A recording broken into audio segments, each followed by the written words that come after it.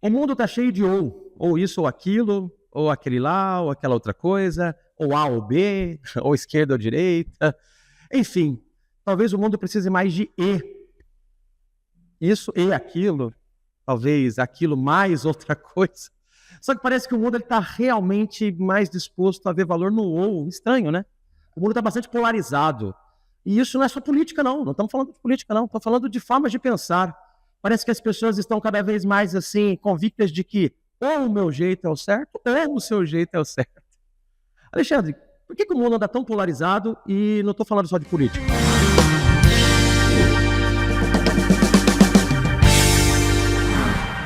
É verdade, Marcelo. Acho que a gente nunca viu um mundo tão polarizado quanto agora. Eu que analiso pesquisas, diversas pesquisas endossam, vêm nesse sentido. A faceta mais clara, evidentemente, é a política. A gente vê isso na família, né? Direita, esquerda, liberalismo, conservadorismo, enfim, a gente observa isso na política. No Brasil e no planeta Terra, a gente tem observado isso. Mas eu observo também que a gente caminha para uma era de polarização mais ampla do que isso. A gente está vendo, foi objeto de um vídeo meu recentemente, um negócio chamado Gender Divide, ou Gender Gap, que é um abismo cada vez maior na visão de mundo de homens e mulheres, por exemplo. Sobre gêneros mesmo. Sobre gêneros. Ou seja, como o homem enxerga o mundo, o trabalho, as relações, e a mulher está ficando cada vez mais diferente, mesmo quando a gente pega o mesmo grupo etário. Isso está sendo muito mais acentuado, ou seja, essa diferença na visão de mundo do homem e da mulher, sobretudo nas faixas mais jovens, o que projeta uma coisa complicada, porque se estivesse só na faixa etária mais idosa, a gente fala, vai ter uma reposição geracional, isso será minimizado. Ou seja, a tendência projeta para um acirramento, não é, dessas visões. A gente vê isso na divisão entre países, visões de mundo de diversos matizes, entre idades, ou seja, a visão de mundo, ou seja, essa polarização, empresas, modo que deve gerir, não deve gerir, ou seja, essa polarização parece que está extrapolando o campo da política e entrando em outras esferas da sociedade. Eu acho que isso tem algumas razões. A primeira é que a gente vive num mundo, cidades maiores, um mundo muito mais plural, com mais liberdade, né? E com mais liberdade a gente pode expressar ideias e sentimentos mais diversos que não agradam a todos, não é? Muita gente se ressente do conforto quentinho do mundo como ele sempre era, não é? E o que acontece? E eu acho que isso tudo é exacerbado pelas redes sociais. A gente tem um problema de construção algorítmica, que é o seguinte, ele te dá cada vez mais do que ele acha que você gosta. Mais do mesmo. Mais do mesmo. Então, se você curte bullying, as redes sociais vão te mostrar cada vez mais bullying, até você achar que o mundo é feito de bullying. E o pior, ele vai te mostrar bullying branco. Entendeu? Não vai te mostrar o bullying vermelho, o bullying amarelo, o bullying azul, né? Isso cria uma espécie de totalitarismo digital. Você acaba ficando preso numa redoma. Outra coisa também, o algoritmo, ele favorece, ele premia sensações muito primitivas, como raiva, ódio, vingança, indignação, nojo, sensações muito humanas e muito primitivas mesmo, assim, né? Teve até um termo que ficou, acho que é click rage, eu não lembro assim. É isso mesmo. Click rage, né? Foi a palavra do ano pela Oxford, que é do ano passado. Que é um impulso para clicar e consumir um negócio que te causa furor, indignação, raiva. Ou seja, eu acho que esse é o pano de fundo. Rage bait. Rage bait. Rage bait. Rage bait. Acho que é isso mesmo. Ele vem de clickbait, mas é range bait. Acho que é rage bait, é isso mesmo. E o que acontece? E é esse o mundo que a gente vive hoje. Então, assim, por que o mundo anda tão polarizado? Eu acho que é fruto dessa circulação mais livre, quase caótica de ideias. Talvez também algum aumento de pautas reivindicando mudanças que algumas pessoas veem como uma guerra pessoal.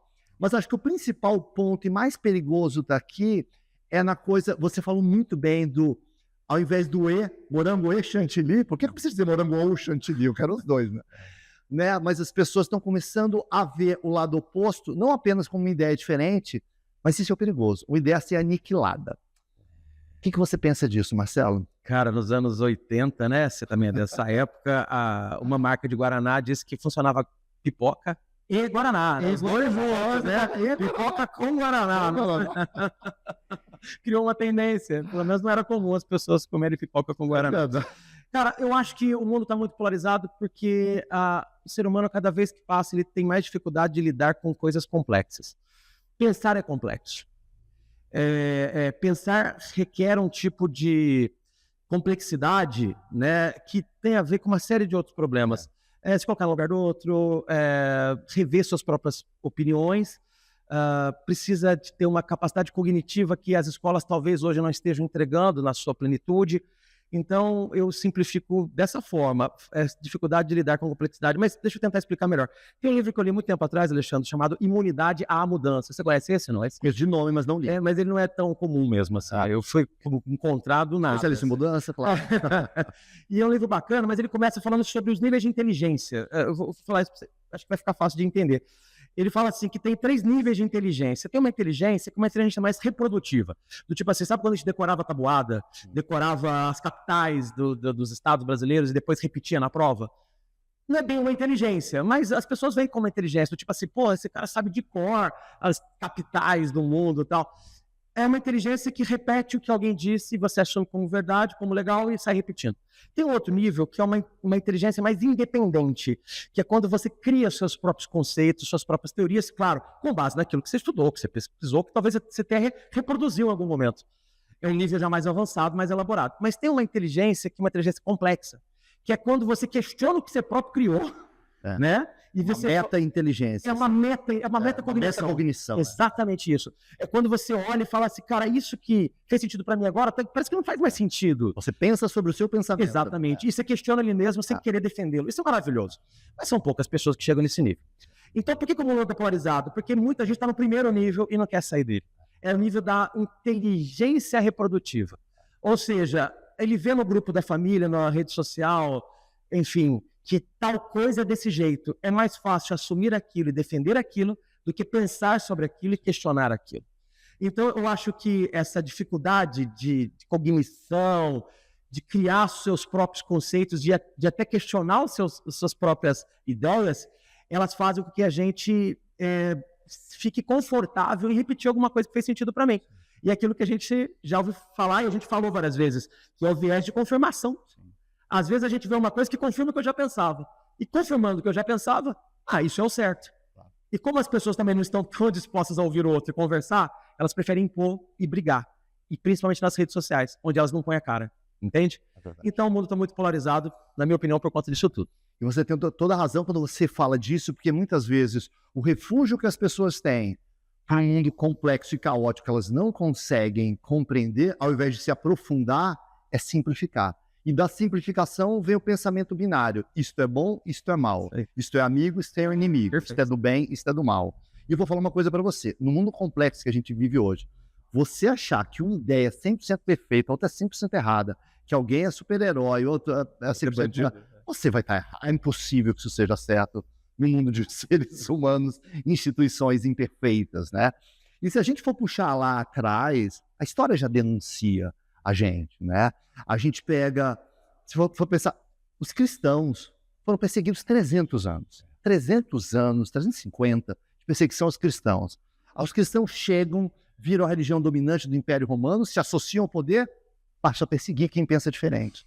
Passaram, e que é a antítese do cristianismo, do perdoar, aceitar, ter tolerância com todo mundo, é a antítese, faz fogueira, faz caixas bruxas.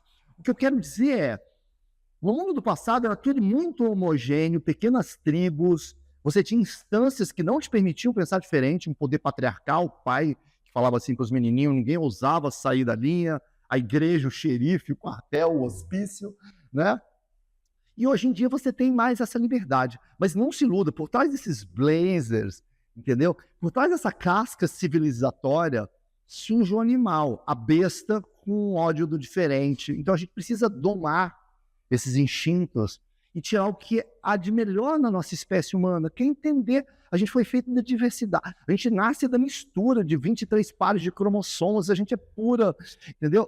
E enxergar o que tem de riqueza no diferente, né? E não enxergar isso como inimigo a ser aniquilado.